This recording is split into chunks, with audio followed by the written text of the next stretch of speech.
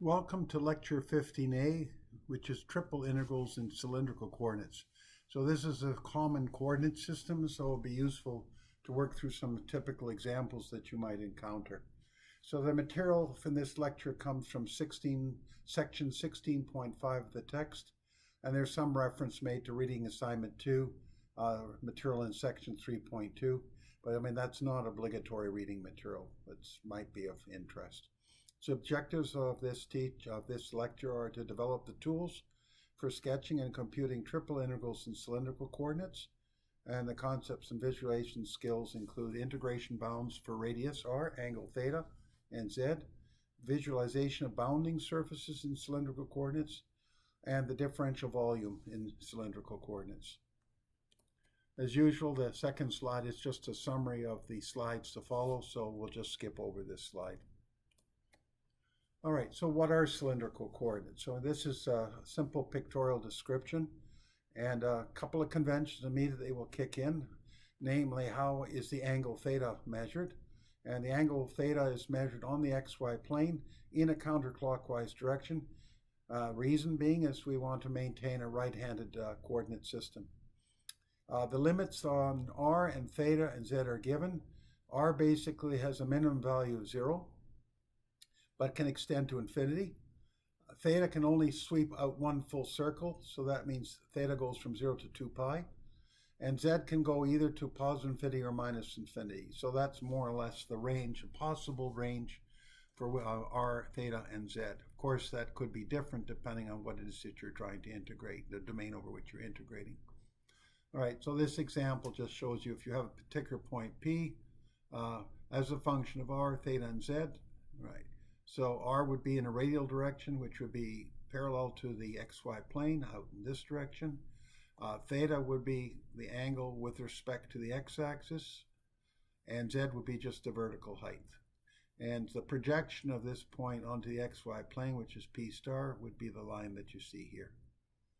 So that's more or less what we mean by cylindrical coordinates. And then the next thing to do is to look at the interactive version of this, which you can play with if you wish. You've got all sorts of options here to try and help you visualize cylindrical coordinates. So next thing is the actual transformations. And so similar picture, but now the picture is being labeled. So for example here, if this is r, then we can decompose r. We can say that r cosine theta represents the x component, and r sine theta represents the y component. And the length of this would be just the square root of x squared plus y squared. This angle could be represented in terms of y and x. It's just tan theta is y over x. So here are the transformations going from rectangular to cylindrical and cylindrical to rectangular. So these equations are used to establish the boundary when you're making the transformation, and these equations are used to establish the Jacobian, which allows us to compute the differential volume in the new coordinate system. All right, so the other thing you need to concern yourself with now is when you make a transformation into cylindrical coordinate systems, is that the surfaces, the bounding surfaces now are no longer expressed in terms of functions of x, y. They're basically going to be functions of r, theta. And so let's go through a number of examples here indicating how a particular problem in Cartesian transforms into a problem in cylindrical coordinates. So for example, if you have an infinitely long cylinder of radius r, then the way you would describe this in cylindrical coordinates would be just that r equals a, but a is greater than 0. And that's it. That's basically how you would basically describe a cylinder with radius equal to a. What about a cylindrical shell? A cylindrical shell would be just like a piece of copper pipe. It has a certain thickness that has an inner radius and outer radius. So in this case, basically, r would range between an inner value of a and outer value of b, but again, a has to be greater than 0. So this is a way of describing a cylindrical shell. What about a vertical half plane? All right, well, the vertical half plane, it's inferred that z goes to infinity if you don't mention it, and it's inferred that r goes from 0 to infinity if you don't mention it. But this is an inclined plane, so the only thing that's being specified is the angle theta, and the angle theta in this case would be some reference angle theta naught. So theta theta naught would be a description for this oriented half plane. If we're dealing with a horizontal plane, which is at some location z equals a, well, in this case, we just describe this as z equals a. R can be in any it can take on any value from 0 to infinity, and theta would be from 0 to 2 pi. And so that would be enough to describe this. Notice I don't mention theta here or r. It's inferred that if it's not there, then you basically use the full possible range for r and the full possible range for theta. For theta, that would be 0 to 2 pi. For r, it would be from 0 to infinity. All right, and the last one would be a cone. So in this case, if we would do a trace, any trace, which is basically going to be cutting through the xy plane, either zy trace or zx trace, this picture doesn't change. And so, in fact, you could essentially say that if this is the radius, then you can define the trace, the line that's generated from the trace, as basically z is some function, a linear function of r, where a is the slope. So if a goes basically to infinity, then basically it's a vertical line. If a gets smaller and smaller, the slope gets shallower. Now it says a not equal to 0, because the a equals 0 case would represent basically just a plane that coincides with the xy plane. So these are some simple shapes. Of course, they're more complex shapes, but it's all important, first of all, to make sure that all the surfaces are transformed into an equivalent representation in cylindrical coordinates. All right, so now we have the formal definition. Again, you start with the Riemann sum. Let's take an example. Fxy is a mass density, which means it is units of kilograms per cubic meter. If we take that and multiply by differential volume cylindrical coordinates, which would be rk, sine theta k would be the function itself, where this x is replaced now by transformation, y is replaced by transformation, z just remains as z. And this is valued at some center location within the differential volume. And then the differential volume itself, which is just going to be rk. This is rk evaluated sort of in the midpoint of the differential volume, delta r, delta theta, delta z. So this represents the mass density at a given point in terms of kilograms per cubic meter, and this represents the volume of that particular element. If you multiply these two together, the units would be kilograms. And now you sum that over all volume elements, which gives you total mass.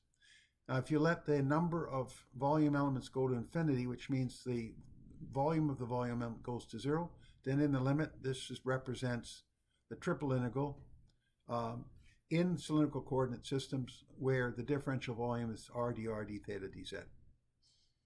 And this is basically the description then. It tells you that if f is continuous over the region D, expressed in cylindrical coordinates as the domain where 0 is less than equal to g is less than equal to r is less than equal to theta, alpha is less than equal to theta is less than equal to beta, and beta minus alpha less than equal to 2 pi. Again, this difference must be restricted so that its value is less than 2 pi, so you only sweep once around the circle. And then z would be limited by lower bound and upper bound.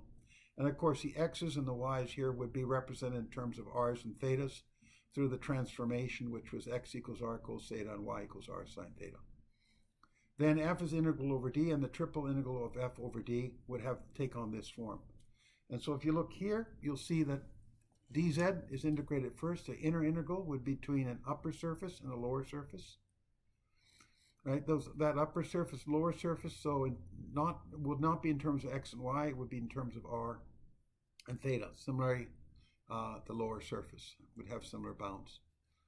The middle integral basically would be with respect to theta. And again, what's not shown here is what is r and what is z. Z will be assumed to be from minus infinity to positive infinity, and r would be from 0 to infinity. Again, r can only take on values greater than 0. And of course, the outer bound is always between two constants. So this would be angle alpha with respect to x-axis and alpha beta with respect to x-axis, where beta is greater than alpha. Again, measured in a counterclockwise direction. And this is the differential volume element in cylindrical coordinates. All right, if you want to look at it in terms of the actual shape of this differential volume, I mean, from a geometrical point of view, it might be easier to understand this way. So basically, you're looking at a center point for this volume element, which is defined in cylindrical coordinates as having a radial position, an azimuthal position, and a vertical position. In rectangular coordinates, it would just be x, y, and k at this location. So this radial length is delta r, this vertical height is delta z, and this there would be a peripheral, this circumferential distance here, right? This would take on a value, which would be value of r, k, delta, theta. And so when you multiply those three together, you end up with the differential volume that you see here. Now, if you basically set things up, you can compute basically a Jacobian matrix, which is this one here, and just take the partial derivatives, and the partial derivatives will look like this. And now you take the determinant, and of course you'll find that the differential volume becomes r dz dr d theta. We set these equations up so that we ended up with a right-handed coordinate system, so the determinant of the Jacobian matrix is going to be positive. Just a general note, you'll find it useful to remember that the differential volume dV in cylindrical coordinates is r dz dr d theta. You might want to memorize it. It just comes in handy when you're constantly solving problems in cylindrical coordinates. All right, you've got an interactive version of this that you can access at the URL indicated on this slide. And then the last slide is basically just a sort of a pictorial representation of the bounds on the domain. And so, for instance, if the integration order is z followed by r followed by theta, then the inner bounds would be between two surfaces. Z is a function xy, but x and y now would be a function of r and theta because we've transformed into cylindrical coordinates. So here's the upper bound, which would be hxy, x would be r cos theta, y would be r sine theta. And here's the lower bound again, x would be r cos theta, y would be r sine theta. On the region, it will be the middle integral and the outer integral. The region would be from r, an upper bound of h of theta, in the most general case, and the lower bound of g of theta. Again, h of theta has to be larger than g of theta, so this is the upper bound, this is the lower bound.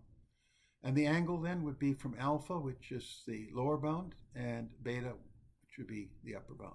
And so this line actually surfaces, as we said, it's a triple integral, right? So this would be a curved line as shown in the region, but it extends to infinity in the z direction, same here, extends to infinity z direction. And then you have these radial lines here. This extends to it from 0 to infinity, and from 0 to infinity, and also in the z direction. So that's two more surfaces. And then we have this surface and this surface. So you have 6 surfaces that will bound the volume. Well, that concludes Lecture 15A. Thank you for listening.